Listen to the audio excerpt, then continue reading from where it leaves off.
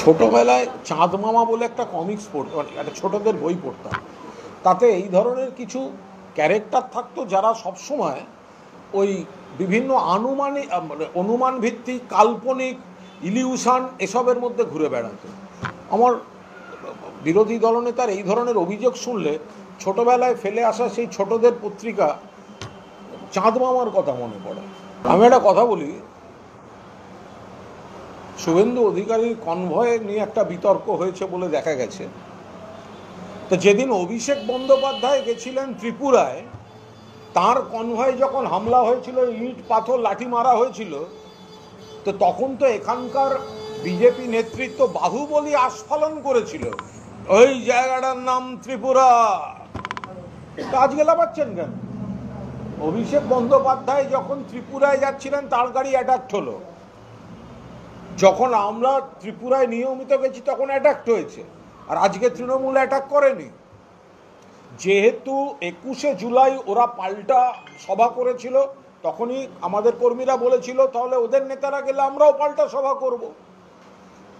পাশাপাশি বাংলা এবং বাঙালি নিয়ে যে অত্যাচার চলছে, অসম থেকে উত্তর বাংলার মানুষদের এনআরসি নোটিশ পাঠানো হচ্ছে, তাই বিক্ষোভ সমাবেশ চলছিল। সেখানে শুভেন্দুবাবুর কনভয় যাওয়ার সময় সেখান থেকে উত্তেজক সংলাপ আসার অভিযোগ এসছে, তর্কাতর্কি কিছু হয়। আর সেই সময় আমাদের উত্তরবঙ্গের নেতারা বলছেন, তারা একদম খতিয়ে দেখে রিপোর্ট দিচ্ছেন যে বিজেপির কিছু লোক ওখানে যা করে অতীতেও করেছে।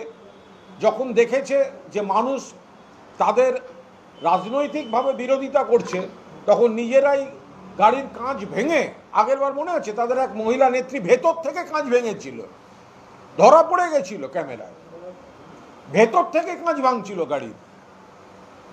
তো নিজেরাই ভেঙে, ওরা যে বিতর্কের মুখে পড়েছে, ওরা যে বিরোধিতার মুখে পড়েছে, উত্তরবঙ্গের মানুষ যে ওদের চাইছে না, বাংলা বাঙালিকে অপমান করা বাংলার মাটি বরদাস্ত করবে না, আসাম থেকে এনআরসি চিঠি আসা উত্তর বাংলার মানুষ বরদাস্ত করবেন না, 21শে জুলাইয়ের পাল্টা বলে ওখানে গিয়ে ধর্মতলার সমাবেশের পাল্টা করে ওখানে যে একই দিনে প্ররোচনা দিয়েছেন, মানুষ হবে না। তো ফলে সেই জায়গায় বিক্ষোভ চলছিল, ওরা উত্তেজনা ছড়িয়েছেন, তর্কাতর্কি হাতাহাতির মধ্যে ওরা নিজেরা গাড়ির কাঁচ ভেঙে তৃণমূলের নামে দিচ্ছে, আমাদেরকেও ওই গাড়ির কাঁচ ভাঙেনি।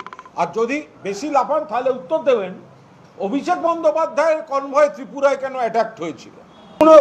কোনো বিষয়ই না। যদি কেউ বাংলা এবং বাঙালিকে আক্রমণ করে, যদি কেউ বলে বাংলা ভাষাটা ভাষা নয়, যদি কেউ বলে বাংলা বলে কোনো ভাষা নেই, যদি কেউ বাংলাভাষী হওয়ার জন্য আসাম থেকে উত্তরবঙ্গের বাঙালিকে নোটিশ দেয় এনআরসির, যদি কথায় কথায় বলে বাংলাদেশে পাঠিয়ে দেব, তো তাহলে মানুষের ক্ষোভ তো থাকবেই। তো তার সঙ্গে যদি তাদের লোকেরা উত্তেজক ভাষা ব্যবহার করেন, তারা যদি আপত্তিকর ভাষা ব্যবহার করেন, তো কোথাও কোথাও একটু তর্কাতর্কি হচ্ছিল। এবার নিজেরাই নিজেদের গাড়ি ভেঙে নাটক করেছে।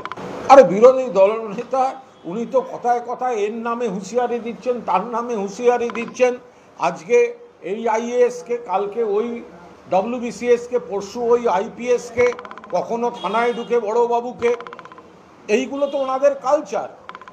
আগে বলুন, আপনি বাংলা ভাষা বলে কোনো ভাষা নেই, আপনার নেতা অমিত মালব্য উত্তেজনা ছড়াচ্ছে, তার কোনো নিন্দা করেননি কেন? বাংলা ভাষা বলে কোনো ভাষা নেই, বাংলা ভাষা নাকি বাংলাদেশি ভাষা, এর কোনো প্রতিবাদ বিরোধী দলনেতা তিনি কেন করেননি? কেন বিজেপির তরফ থেকে, বিজেপির রাজ্যের নেতারা সেই প্রতিবাদ করেননি? মানুষ ক্ষুব্ধ, মানুষ সেই কারণেই, বাংলার মানুষ, বাংলাভাষী মানুষ, তারা আপত্তি করেছেন, কালো পতাকা দেখিয়েছেন। এখন সেখান থেকে যদি তাদের লোকেরা এসে তার উপর আবার গলাবাজি করে, আপত্তিকর কথা বলে, তর্কাতর্কি হয়েছে, সেই সময় নিজেরা গাড়ি ভেঙে এখন নাটক করছে।